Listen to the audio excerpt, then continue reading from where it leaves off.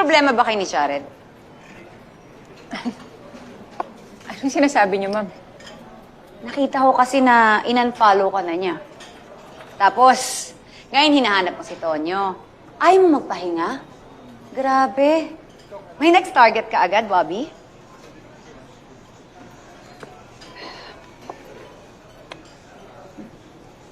Lieutenant Samson, ilang taon na nga ba tayo magkakilala?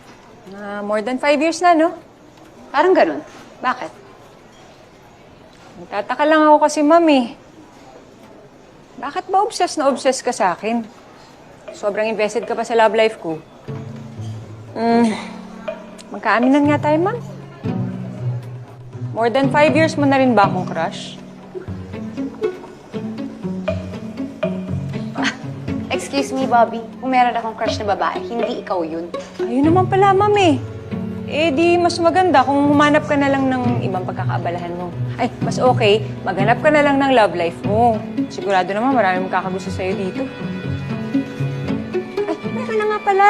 Si Lieutenant Mendoza. Kaya lang, healer eh.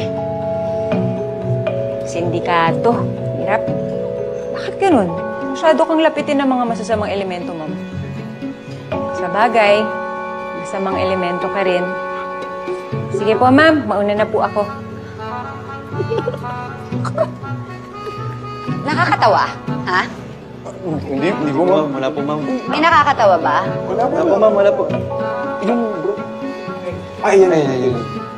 Hindi naman po.